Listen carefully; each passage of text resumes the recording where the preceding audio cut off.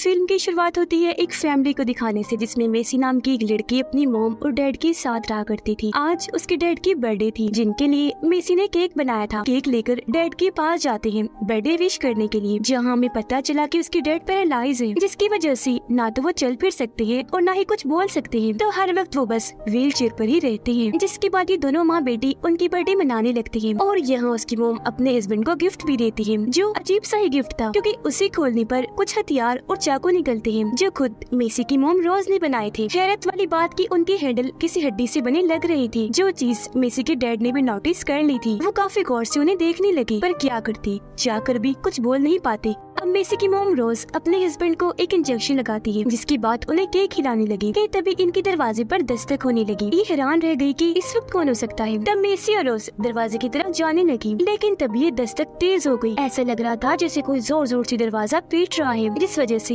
ये काफी घबरा जाती है। दस्तक बंद हुई तो अब बाहर से इन्हें मदद की आवाजें आने लगी। रोज सुराग से चेक करती है तो वहाँ एक लड़का खड़ा था, जो अभी भी हेल्प हेल्प मदद के लिए आवाजें लगा रहा था। वो लड़का कह रहा था कि मेरा भाई बहुत जख्मी है, तो प्लीज हमारी मदद कर दीजिए ना। अब पहले तो रोज को अजीब लगा, इसीलिए वो मदद करने से इनकार कर देती है, पर वो लड़का बार बार कह रहा था मिन्नतों पर उतर आया, इसलिए रोज मान जाती है और उन दोनों को घर के अंदर ले आई। और वो लड़का अपने जख्मी भाई को घर के अंदर ले आता है, जिसके पेट में एक रॉड घुसा हुआ था। दोनों ही काफी घबराए हुए थे। वो लड़का बताता है कि हम काफी दूर से सफर करते आ रहे थे, पर रास्ते में अंधेरा होने की वजह से हमारा एक्सीडेंट हो गया और ये रोड पता नहीं कैसे मेरे भाई के अंदर घुस गया। मैं छोटा भाई हूँ और मेरा ये जख्मी भाई बड़ा है, इसका नाम जैक है। अब जैक की ऐसी हालत देखकर रोज उसकी मदद करने का फौरन फैसला करती है। वो उसके भाई की मदद से जैक को एक जगह पर लिटाकर पहले उसका रॉड निकालती है, फिर उसके जख्म पर टांके लगाती है।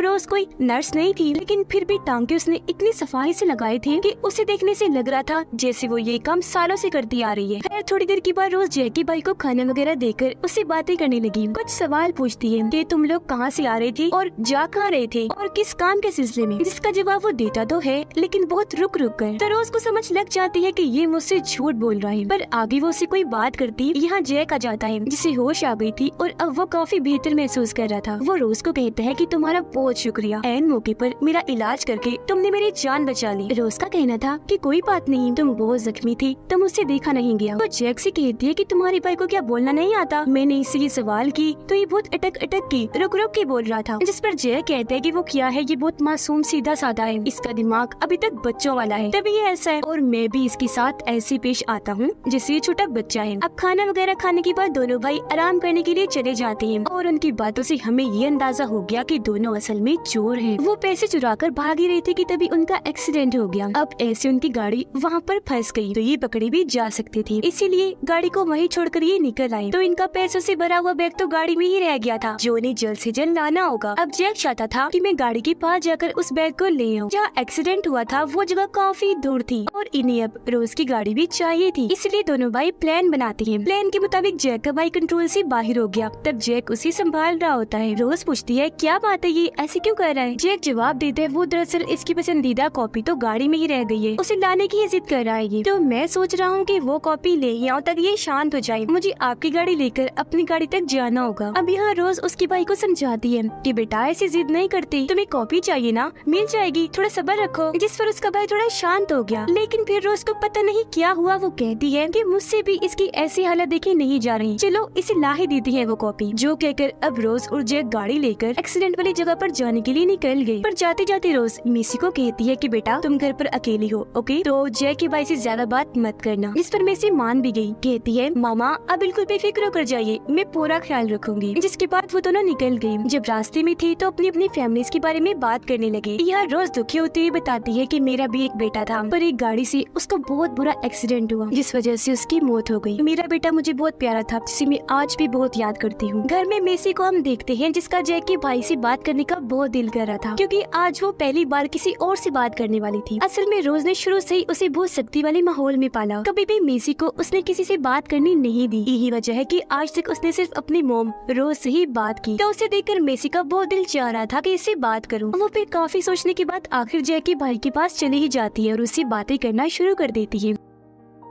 उधर जैक और रोज एक्सीडेंट वाली जगह पर पहुंच गए, जहां आते ही सबसे पहले जैक पैसों वाला बैग लेता है और चुपके से वापस रोज की गाड़ी की तरफ निकल दिया। पर इस दौरान हम गाड़ी में किसी की लाश को देखते हैं, जिसके बारे में जैक को पता था, इसीलिए वो वापस आकर लाश को छुपाने की कोशिश कर रहा था। पर रोज ने ये चीज देख ली थी, इसलिए जब भी दोनों गाड़ी में आकर बैठे तो इस बारे में रोज ने सवाल किया कि वो लाश किसकी है, किसी मारा है तुमने, ये सब क्या है। जिस पर जैक को गुस्सा आ गया, वो फौरन गन निकाल कर रोज पर तान देता है। कहने लगा कि चुप करके बैठी रहो, ज्यादा सवाल करके मेरा दिमाग न पकाओ। और क्योंकि गाड़ी वही चला रही थी तो गन पॉइंट पर जैक उससे कहता है कि सामने जो पब्लिक टेलीफोन नजर आ रहा है ना, वहाँ लेकर चलो। तो वो ऐसे ही करती है। वहाँ आने पर जैक अपनी बॉस को कॉल करता है। वो सब पैसों वाले बैग और अपने बेटे के बारे में पूछता है। तो यहाँ हमें समझ लगती है कि गाड़ी में जिसकी लाश थी वो असल में बॉस का बेटा था, पर उसकी तो मौत हो गई थी। और यहाँ जैक बॉस से झूठ बोल देता है कि आपका बेटा हमारे साथ ही है, बिल्कुल सही सलामत, और आप आ जाए बेशक पैसों वाला बैग लेने के लिए। घर पर मेसी और जैक का भाई रेडियो सुन रहे थे, तभी खबर चल जाती है जिसमें बताया जा रहा था कि दो भाई चोरी करके फरार हो गए हैं, और ये दो भाई और कोई नहीं बल्कि जैक और उसका भाई ही थे। इसलिए वो गुस्से में रेडियो तोड़ देता है और कहता है कि ऐसा कुछ नहीं है। और तभी यहाँ जैक और रोज भी वापिस आ गई। पर यहाँ रोज कुछ नहीं बताती, क्योंकि जैक ने उसे पहले ही मुंह बंद रखने को कह दिया था। अब थोड़ी देर में यहाँ एक पुलिस ऑफिसर आया, जो भी असल में जैक और उसके भाई की तलाश में आया था। पर यहाँ भी रोज उनके बारे में छुपाती है और ऐसे करके दिखाती है जैसे उसकी फैमिली के अलावा घर पर और कोई हो ही ना। बाहर बारिश हो रही थी तो पुलिस वाला उससे एक कप कॉफी मांगता है। वो कॉफी बनाने चली गई, तब तक वो घर की तस्वीरों को चेक करने लगता है, जिससे ऑफिसर को यहाँ अब एक दूसरे केस की याद आ जाती है, जिसमें एक औरत अचानक ही गायब हो गई। पर औरत की फैमिली को कुछ नहीं हुआ, वो अभी भी जिंदा है। और हैरत वाली बात, वो फैमिली और कोई नहीं बल्कि रोज की फैमिली थी, यानी कि उसका हस्बैंड और बेटी मेसी। पर रोज फैमिली की वो औरत नहीं थी जो गायब हुई थी, जिससे ऑफिसर समझ जाता है कि रोज तो कोई और ही है जो इस फैमिली की औरत बन के यहाँ रह रही है। इससे पहले वो कुछ करता, अचानक जैक बाहर निकल कर आ जाता है। वो ऑफिसर को शूट करने ही वाला था कि वो ठीक वक्त पर उसे पकड़कर रोक देता है और ऐसे दोनों के बीच हाथापाई होने लगी। ऑफिसर उस पर भारी पड़ने लगा और दीवार के साथ उसे मार मार कर बेहोश कर देता है। पर तभी यहाँ गन लेकर रोज आ गई, ऑफिसर को शूट करके मार देती है। इस बीच हमने नोटिस किया कि उसके हस्बैंड अब बेहतर हो रहे हैं, यानी कि वो बोलने की कोशिश कर रहे थे। पर ये चीज रोज ने देख ली थी। वो जल्दी से इंजेक्शन लेकर अपने हस्बैंड के पास आई और फौरन उन्हें लगा देती है, जिससे वो दोबारा बेहोश होने वाले हो जाते हैं। अब इस सारी सूरत हाल से हम समझ पाए कि रोज कोई आम औरत नहीं है, बल्कि उसकी जिंदगी के भी गहरे राज हैं जो वो ऐसी है। अब ये देखकर मेसी काफी डर गई, जिसके बाद रोज आकर उसे गले से लगाकर शांत करती है। रोज फिर अपनी बातों में मेसी को उलझाकर उसे मना लेती है और ये दोनों माँ बेटी उस ऑफिसर की लाश को जंगल में ठिकाने लगाने चाहती है। रोज ऑफिसर की लाश को वहाँ इस तरह रखती है ताकि सबको लगे कि किसी मुजरिम ने ऑफिसर पर गोली चलाई और इसमें उसकी मौत हो गई।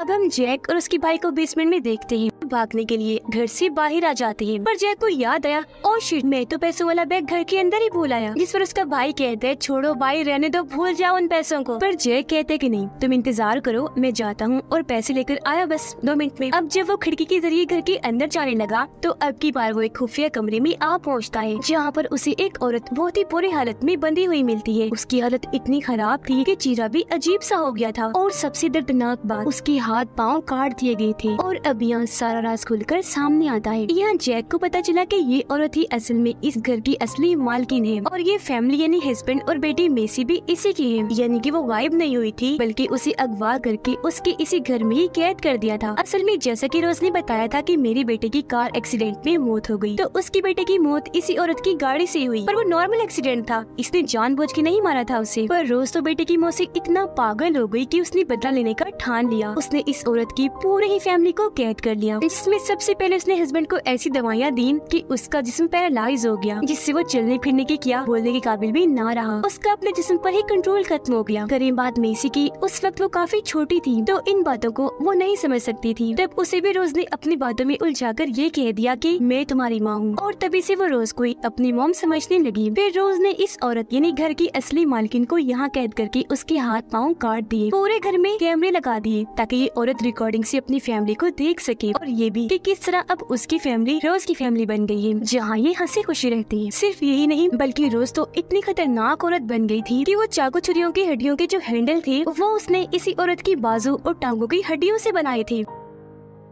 अब ये सब देखकर जैक काफी जज्बाती और दुखी हो गया। उसे इस औरत पर तरस आ रहा था, इसीलिए वो इसकी मदद करने का फैसला करता है। वो ये बात औरत से भी कहता है, जिस पर वो कहने लगी, नहीं बेटा तुम ऐसा करो, मुझे खत्म ही कर दो प्लीज, मुझे इस दर्द से आजाद कर दो, मैं नहीं सह सकती। और वैसे भी अब मेरी जिंदा रहने का कोई मकसद भी नहीं बचा और ना ही मैं रोज की और जुल्म बर्दाश्त कर सकती हूँ। जिस पर जैक ना चाहते हुए भी उसकी बात मान लेता है और दिल पे पत्थर रख के उसे खत्म कर देता है, क्योंकि इस वक्त दरअसल वो भी अपनी मॉम को याद कर रहा था। फिर वो पैसों वाला बैग भी लेता है और जैसे वहाँ से जाने लगा, यहाँ पर मेसी आ जाती है। इसे जल्दी से जैक पकड़ लेता है और फौरन दूसरे कमरे में ले गया, जहाँ वो उसे उसकी असली मॉम के बारे में बताता है कि तुम्हारी असली माँ कोई और थी, ये रोज नहीं है। सबूत के तौर पर वो उसे उसकी माँ की तस्वीर भी दिखाता है, जो देखकर अब मेसी को भी यकीन हो गया। वो काफी दुखी हो गई, कहती है कि हाँ मुझे भी कभी कभी ऐसा लगता था, क्योंकि कोई भी माँ इतनी अजीब नहीं होती जितनी रोज है, अपने अलावा किसी और से बात नहीं करने दिया करती थी। तो अब यहाँ जैक ये फैसला करता है कि मैं अपने साथ साथ मेसी और इसके डैड की भी रोज से जान छुड़वाऊंगा। वो मेसी को कहता है कि तुम अपने डैड को लेकर गाड़ी में जाकर बैठ जाओ, मैं बस अपने भाई को लेकर आ रहा हूँ। जिसके बाद वो अपने भाई को ढूंढने लगा, पर उसे पता चला कि मेरा भाई तो यहाँ है ही नहीं, जिससे वो काफी परेशान हो गया। उसका भाई तो असल में रोज के साथ था, क्योंकि इस सब के दौरान रोज उसे अपने साथ ले गई थी और उसके भोलेपन का फायदा उठाकर वो उसे भी अपनी बातों में फंसाने लगी।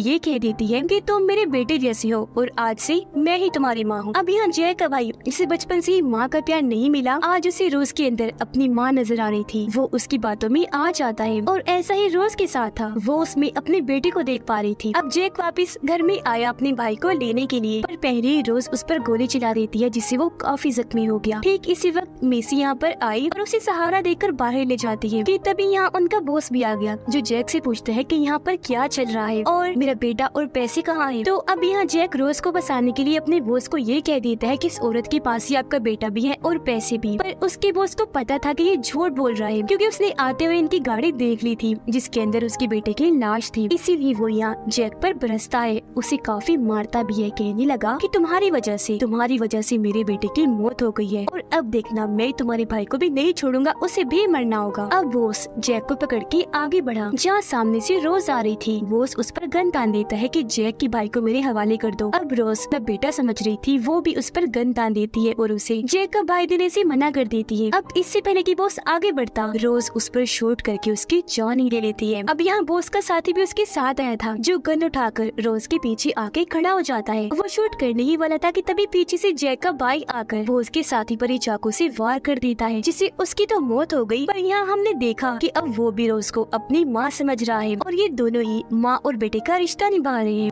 मेसी अपने डैड को लेकर यहाँ से निकल जाती है और जैक पीछे ही छूट गया, वो उसे लेकर नहीं गई। अब हम कुछ दिन के बाद का वक्त देखते हैं, जहाँ पर मेसी अपने डैड का इलाज करवा रही थी और वो भी अब ठीक हो रही थी। पुलिस भी अब रोज की तलाश कर रही है, क्योंकि पुलिस को उसकी सच्चाई पता चल गई है कि वो कितनी खतरनाक औरत है। उसने इतने सारे लोगों के साथ साथ उनके एक ऑफिसर को भी खत्म कर दिया था। और अब हमें रोज दिखाई जाती है, जो अब जैक की भाई के साथ सबसे दूर रह रही थी और वो उसकी वैसी देखभाल कर रही थी जैसे एक मॉम करती है, और वो भी उसके साथ हंसी खुशी रह रहा था। उसने अपने भाई जैक को भी भुला दिया था। पर अब हम बहुत ही दर्दनाक सीन देखते हैं, जब रोज कैमरा की तरफ देखती है, उसके चेहरे पर शैतानी मुस्कुराहट थी, यानी कि उसने यहाँ भी कैमरे लगाए हुए थे और इस बार कैमरा की उस तरफ और कोई नहीं बल्कि जैक था, जिसके साथ भी रोज ने वैसे किया था जैसा मेसी की असली मॉम के साथ किया, यानी कि जैक के हाथ पाँव भी काट कर उसे एक जगह पर बैठा दिया था। वो भी बस कैमरा के जरिए अपने भाई को देख सकता था और अब उसकी जिंदगी भी किसी अजाब जुल्म से कम नहीं रह गई थी। रोज उसे भी ये दिखाना चाह रही थी कि अब तुम्हारा भाई मेरा हो गया है, यानी मेरा बेटा बन गया है। यहाँ जैक काफी दुखी हो गया, क्योंकि उसे अफसोस था कि शायद ये मुझे मेरे गुनाहों की सजा मिल रही है, जो आज मैं इस हालत में हूँ। वो भी अपने लिए मौत मांग रहा था और उसके दर्द को दिखाते हुए ही ये फिल्म इधर ही खत्म हो जाती है।